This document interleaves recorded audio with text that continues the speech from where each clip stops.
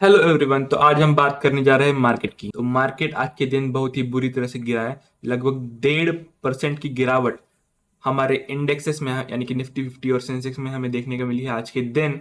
यानी कि 13 मार्च के दिन हमें गिरावट बाजार में देखने को मिली है। तो चलिए डिस्कस करते हैं ऐसे ही कुछ स्टॉक्स को जो अच्छी तरह से गिर चुके हैं और जहां पे खरीदारी के मौके बन रहे हैं। तो देख लेते हैं हम पहला स्टॉक पॉलीप्लेक्स कॉर्पोरेशन लिमिटेड। ये जो कंपनी है ये बहुत ही बढ़िया कंपनी है जो कि पैकेजिंग के काम में कार्यरत है। और आप देख सकते हैं यहाँ पे पैकेजिंग पॉलीफिल्म्स की सेक्टर है, इसका इंडस्ट्री है। और अभी जो है स्टॉक बहुत ही ज्यादा गिर चुका है। आप यहाँ पे चार्ट्स में भी देख सकते हैं कि स्टॉक लगभग 2200 की प्राइस से गिरता हुआ आ रहा है और यहाँ पे हमें मिल रहा है 1350 के प्राइस पे। तो ये जो प्राइस है एक्यूमुलेट करने के लिए बहुत ही बढ़िया प्राइस हो सकता है, लेकिन हमें कभी भी लमसम इन्वेस्ट नहीं करना है। हमें हमेशा बाय एंड डिप यहाँ पे करते रहना है।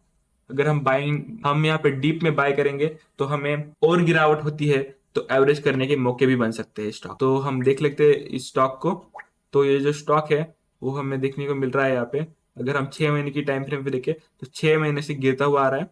1 साल के टाइम फ्रेम पे देखें तो तब भी गिरता हुआ आ रहा है। लगभग 2700 से गिरा है ये स्टॉक 28 अप्रैल 2022 से। तो अभी भी गिरता हुआ आ रहा है और 1350 तक आ रहा है। अगर सपोर्ट की बात करें तो हमें लगभग यहाँ पे सपोर्ट मिलता है 1000 का जो सपोर्ट है यहाँ पे मिलता है। अगर स्टॉक 1000 के नीचे जाता है तो और भी गिरावट दे सकता है, लेकिन हमें नहीं लगता कि यहाँ पे 1000 के नीचे स्टॉक जाएगा। और यहाँ पे जो एक्यूमुलेट करने का चांस है ये बार बार नहीं मिल रहा है, क्योंकि ये अभी भी स्टॉक थोड़ा सा इसी प्राइस पे आ चुका था और वो 1500 रुपए को टच करके फिर से नीचे आ गया है आज के दिन गिरावट। तो आप देख सकते हैं इसकी तरफ। और दूसरा स्टॉक हम बात करें तो यहाँ पे सीडीएसएल हमें देखने को मिला है।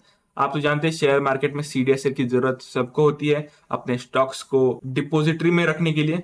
तो सीडीएसएल स्टॉक जो है 1500 रुपए से गिरता हुआ आ रहा है और 978 के प्राइस पे आपको मिल रहा है, जो कि बहुत ही सस्ते प्राइस पे मिल रहा है। और आज के दिन ये स्टॉक लगभग 2.46% टूट चुका है, जो कि एक अच्छी बात है इन्वेस्टर्स के लिए, लेकिन जिन्होंने ऑलरेडी इन्वेस्ट कर चुके हैं उनके लिए बुरी बात है, क्योंकि ये स्टॉक गिर रहा है। अगर आप इसमें इन्वेस्टेड नहीं है तो एक स्मॉल कैप की अच्छी कंपनी है ये। और अगर आपको 20,000 रुपीज इन्वेस्ट करने हैं तो आप अपना पहला 5,000 रुपीज का अमाउंट अभी बाइंग इन डिप्स करते हुए डिप्लॉय कर सकते हैं मार्केट में। तो आप यहाँ पे देख सकते हैं अगला स्टॉक हमारा है कोटक महिंद्रा बैंक, जो कि एक लार्ज कैप कंपनी है और बहुत ही बढ़िया कंपनी है। एक प्राइवेट सेक्टर बैंक है, क्योंकि प्राइवेट सेक्टर के बैंक तो आप जानती है सर्विस में A1 क्लास होते हैं, यानी कि सर्विस इनकी बहुत ही बढ़िया होती है। और ये जो बैंक है ऑनलाइन सेक्टर यानी कि ऑनलाइन बैंक अकाउंट ओपनिंग में नंबर 1 बैंक है। आप तो जानते होंगे बहुत सारे लोगों के पास कोटक 811 का ऑनलाइन अकाउंट होगा, क्योंकि ये जो कंपनी है अपने कस्टमर्स को सारी सर्विसेज ऑनलाइन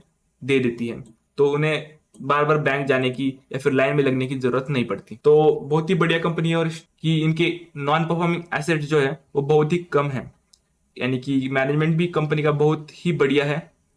कोटक साहब जी बहुत बहुत ही अच्छे से इसे हैंडल कर रहे हैं। तो आप देख सकते हैं इस स्टॉक की तरफ, ये कभी भी 1700 के नीचे नहीं आया है अभी तक।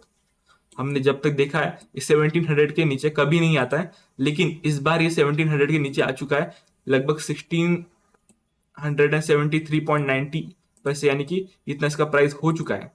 आज के दिन 1.49% गिरावट हमें देखने को मिली है स्टॉक में। तो इसे भी एक्यूमुलेट किया जा सकता है, हम पार्ट्स में से एक्यूमुलेट कर सकते हैं, क्योंकि ये जो स्टॉक है ऐसे प्राइस पे दोबारा नहीं मिलते हैं। अगर आपको 20,000 रुपीज इन्वेस्ट करने हैं तो 4 पार्ट्स में उन्हें डिवाइड कर लीजिए, 5,000 के 4 पार्ट्स बना लीजिए। पहला चंक आप यानी कि 5,000 रुपीज आप कल के दिन या फिर आपको जब भी चांस दिखे इस स्टॉक में कि आपके प्राइस के आसपास आ रहा है तो फिर आप इसे बाय कर सकते हैं, क्योंकि ये कंपनी जो है वो बहुत ही बढ़िया कंपनी है। और देख सकते हैं आप स्ट्रेंथ्स भी अच्छे हैं, लेकिन क्योंकि इसने 1700 के सपोर्ट को ब्रेक किया है तो इस कंपनी में थोड़ा और रुका जा सकता है, क्योंकि ये लगभग 1650 या फिर 1600 के प्राइस पे भी हमें दिख सकता है 1 या 2 दिन में। तो फिर आप इसमें वेट भी कर सकते हैं, लेकिन जो भी लॉन्ग टर्म के इन्वेस्टर्स हैं उनको 50 या फिर 100 पॉइंट्स या फिर 50 या 100 रुपए से कुछ फर्क नहीं पड़ता ज्यादा, क्योंकि उनको रहना है लगभग 4 या फिर 5 या फिर 10 साल के लिए। तो फिर ये 50 100 रुपए से उनको फर्क नहीं पड़ता, क्योंकि ये स्टॉक लगभग भागने ही वाला है। या फिर आपको अगले 4 या 5 सालों में ये स्टॉक बिल्कुल ही 2500 के आसपास मिलेगा, इसमें कोई दोहराई नहीं है। तो फिर आप इसे बाय कर सकते हैं। तो ये रहे थे हमारे 3 सजेस्ट। तो ये थे हमारे 3 स्टॉक्स।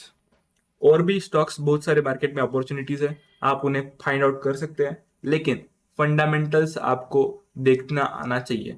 ये बात बहुत ही इंपॉर्टेंट है, क्योंकि फंडामेंटल्स के बिना आप इन्वेस्टमेंट ही नहीं कर सकते। क्योंकि अगर आप यहाँ पे टेक्निकल्स को देख के इन्वेस्टमेंट करते बैठोगे तो टेक्निकल्स कभी अच्छे हो जाते हैं, कभी बुरे हो जाते हैं। एफआईआई बिकवाली करते तो टेक्निकल बिल्कुल ही बुरे हो जाते हैं।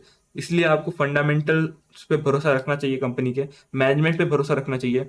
और जो भी मैनेजमेंट कहता है, यानी फ्यूचर की प्रिडिक्शंस, यानी रेवेन्यू में क्या ग्रोथ आ सकता है, उस पर भी आपको ध्यान देना चाहिए। अगर आप इन्वेस्टर्स हैं तो ये चीजें आपको करनी चाहिए। तो यही था आज के लिए। फिर मिलते हैं अगले स्टॉक के साथ अगले वीडियो में। फिर से करेंगे ट्रेडिंग के बाद PSL and trade smart learning के साथ। Thank you so much for watching.